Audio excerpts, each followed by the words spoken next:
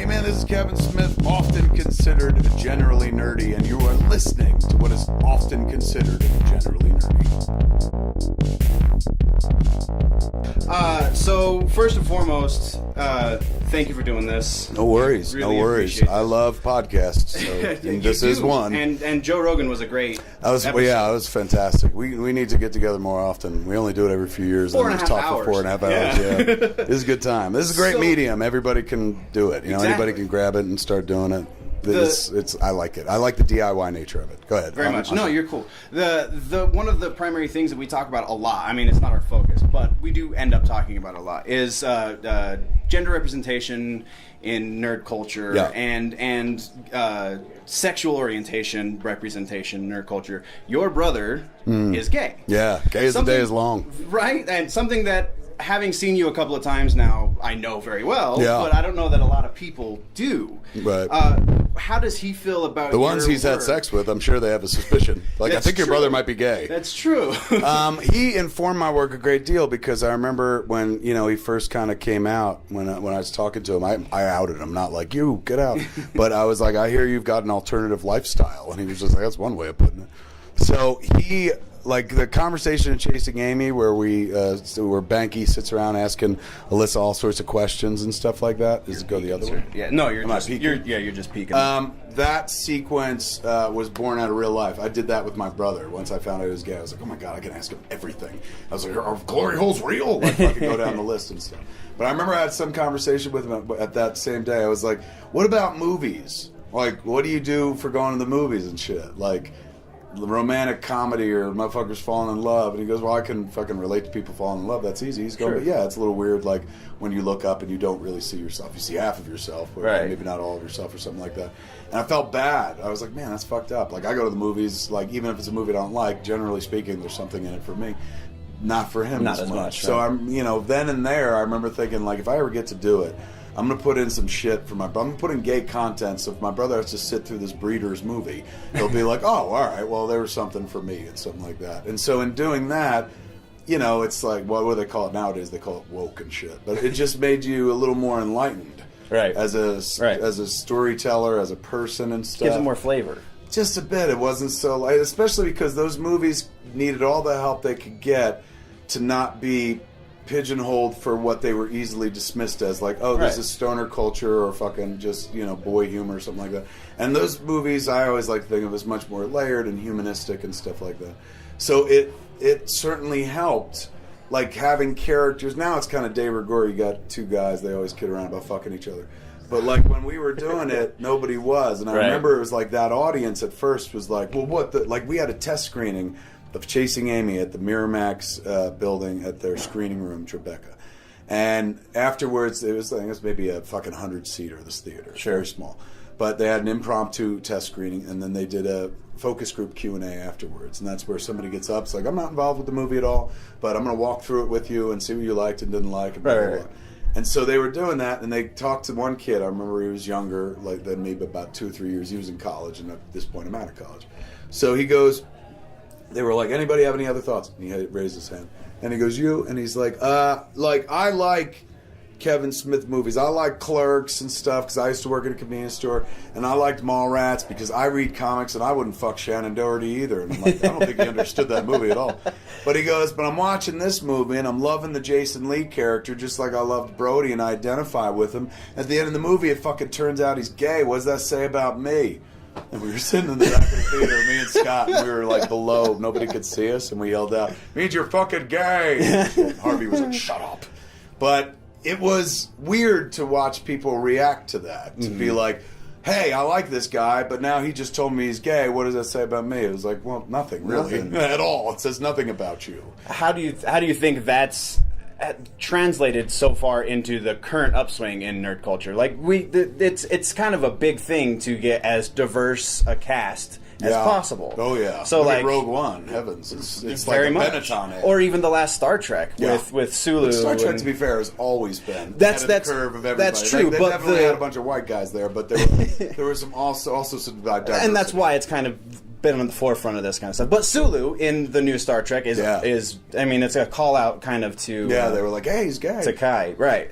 So like, is that is that diversity for the sake of diversity, or again, you've got fairly unique. For me, I think who wrote it? Simon Pegg, and I think Simon Pegg is a massive fucking Trek fan. He's brilliant, and he's a brilliant guy. And I think in his heart of hearts, he was just like, "Oh my God, what a great way to honor George Takei, make Sulu gay." But then apparently George Takei was just like, "Hey, you didn't need to do that." I like the fact that Sulu wasn't gay and blah, blah. That it wasn't defined. Yeah, and so I saw his point, and then you felt bad for Simon, because it comes from a pure place of I love this stuff, and I think this would be a cool way to honor the guy who didn't want to be honored in that way. Right. So I don't think it was let's just do it for the sake of doing it. It was a clever idea. If you were ever going to be which one of these on the bridge is going to be someone who stands up for the LGBT community. Right. Makes sense. Sulu makes sense because of George in real life. But apparently he wasn't fond of that. And you also are notoriously married to a self-identified feminist, or do you just refer to her as such? Yeah, no, I refer to her as such, but she's definitely self-identified. I don't know about feminists as much as man-hater. How do you feel that informs your work? And do you feel like a great gender deal. Go back and representation... watch, if you watch Clerks, Mallrats, and Chasing Amy, and Dogma, those are the 4 films I made before you were married. Yeah, so before it was kind of, before my very male-centric perspective was kind of did you ever think of this? And I always consider myself kind of enlightening and kind of enlightened. And also very female friendly, more so than most dudes. But my wife was like, "Oh, you have so far to go," and stuff like that. So definitely, she's informed my work. I mean, I certainly wouldn't have gotten a Jersey Girl without her. And some people are like, "Well, then she shouldn't be there." But I didn't hate Jersey Girl. I did too. You know what? My mom, Jersey Girl and Chasing Amy are the only 2 movies she knows of you. She loves both of them. Both of those folks. And it's funny because Chasing Amy has a fisting joke that I don't think she understands. Yeah. You never want to watch your mother laugh at a sexual reference in a knowing way. Right. My mom laughed at blowjob jokes in Chasing Amy, and I was like, how do you even know? Yeah. I gotta get my notes because I have to remember his name. On the Bret Easton Ellis podcast, I don't know if you listened to it, but he's brilliant. Yeah, I was on it once. You were. That's true. Yeah. And he had to split you into 2 episodes. I remember this. I talk too much. Paul Schrader on Bret Easton Ellis recently said that in Hollywood you can't afford to shoot anything that's not going to be in the movie. So effectively, his direct quote is, "You have to shoot to the bone," is what he said. Yeah, if you've got a low budget movie, absolutely. If you're Rogue One, shoot until it's right, or shoot until it's done. But he's such a vet. He's kind of. That's kind of the signal that Hollywood's doing what you've been doing your whole career. How does that kind of make you feel as far as that's payoff, is it not? What do you mean? I don't understand. Because you've been shooting to the bone. Effectively, you comment. Only because I had no choice. Right, but you comment because you're an he's editor. Now in that same world as well. Like Schrader, the last movie he made, I think, was that movie with Lindsay Lohan. Canyons. No, he's got a new one out, Top Dog or something like that. That's just now hit theaters about a week ago, I believe. So in the example of Canyons, that's, it's a low budget film, so you have to kind of shoot to the bone. But you're talking about a man who's worked on movies giant movies, huge blockbusters, but that's he didn't not have to watch his bottom line. But it depends on your subject matter. Like for him, maybe he's like, I wanted to do this story, so it's worth it to cinch the belt really hard. And if that means we only get one take of this studio, I don't think anyone ever tries to cut the studio out. I think anyone would be happy to have a studio involved because it means you got money. But that money comes. Usually you have to do this. Well, not always have to. Sometimes it's also have you thought about this? If you take someone's money, you have to listen to their suggestions. You don't have to do it, but you definitely have to be open and be like, okay, well, let's think about that. Unless they're Bruce Willis. Yeah. So are you familiar, speaking of DIY stuff and movie making, are you familiar with, this isn't the next question I wanted, but it works. No, that is. Terrence Zdenek. Are you familiar with Terrence Zdenek? He makes musicals, and they're usually fairly dark, so I wouldn't imagine you're familiar. But where do I see him? I believe you can probably find. Repo would be on iTunes. Oh, I've seen Repo. Yeah, That's he's the grave robber. He also wrote and directed, and he recently did a couple other pieces. That was just a little bit for me, just whether or not you were aware of, because I've seen Repo, the Genetic Opera, but I didn't know that was a dude's name. So he's done more than that. He did 2 Devil's Carnival movies. Which where they sing? They're both musicals as well. And then his most recent project doesn't have a bunch of rock stars attached to it. It's just he and his songwriting partner, Sar Hendelman. It's called American Murder Song, and it's really cool if you like kind of old timey kind of sound and music. It's really, really cool. It's all about killing.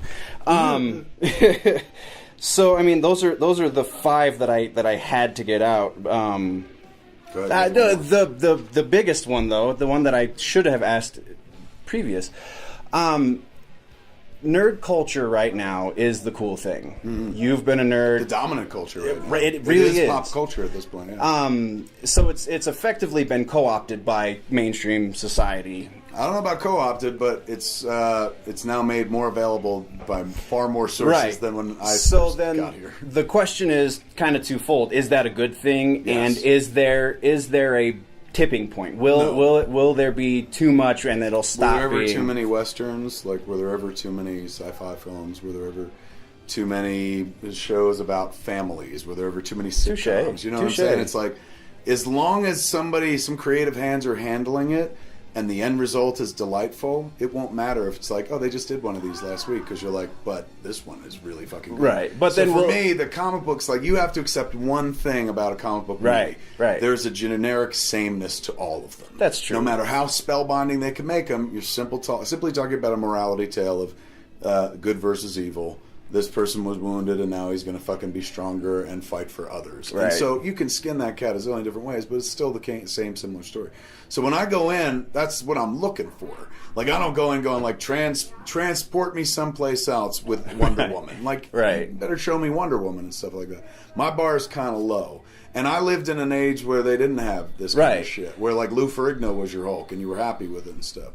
So in a world where they're like, we got 16 comic book movies coming out this year, I'm like, great. I hope all of them are great. And if they're not, if some of them aren't as great as the others, at least we'll be seeing. At least it'll be on screen. At least it exists. And that gives it That's another kind of what chance. Schnepp says, too. Totally. Like, people accuse me of, like, ever since you became a stoner, you're soft on everything. As if I used to be hard on things. But that's true. As a 46-year-old, like, it's just, why would I spend time talking about shit I don't like? Right. You know what shit I don't like? The shit I don't talk about. Right. If I'm going to spend time talking and spinning wheels and advocating, it's not going to be like, I advocate that you skip this. It's going to be like, I advocate you fucking see this. Like, just so you have an experience. Yeah, or it's just, I liked it, you might, but it's like, I'd rather talk about something that makes someone go, like, ooh, I want to try that. Right. As opposed to try to discourage somebody from fucking anything. Because you never know what that one thing is that's going to light somebody else up, where they're like, ooh, this is what I want to do now, or something like that. And it may not be the same movie for me, or the same book for me, or piece of music that it is for them. So you never want to be like, don't fucking see that and stuff. It's subjective. Everybody should see everything if they like it. Now, that being said, there's some shit I just know that I'm never going to go for, so I don't go to it. And it doesn't mean I hate it or anything, but I'm like, oh, I'm not interested. It's just not your cup of tea. The Revenant. Still haven't seen The Revenant a year after it won an Oscar. We did an Oscar episode, and we discussed it a little bit. You're not missing a whole lot. That guy's a master filmmaker, and the cinematography is brilliant, and I just, none of that. Yeah. I saw many trailers, and I was like, I get it. He's outside in the elements and a bear, but I'm cool. But it doesn't mean that doesn't mean it's a bad movie by any and stretch. It certainly doesn't mean it's bad. He's a master filmmaker, but you know, it's like I like Wes Anderson, but not all the time. Like, there's some Wes Anderson movies where I'm like, hey, I'm in the mood for Twee, and then there's some times where you're like, I'm moving on. Yeah. But I would never campaign against things anymore. The only thing I would campaign for, never against. Because in the campaigning for, you got the chance to, like, turn somebody onto something that might change their perspective or change their life. Like, it sounds ridiculous, but I saw a movie once that made me go, like, I want to make movies, and I was the furthest thing from that world as possible. So I know the power of, like, good storytelling, good self-expression can have on a person. It can change you. It makes you go, like, oh, I want to be like that person, and then you start your journey and stuff.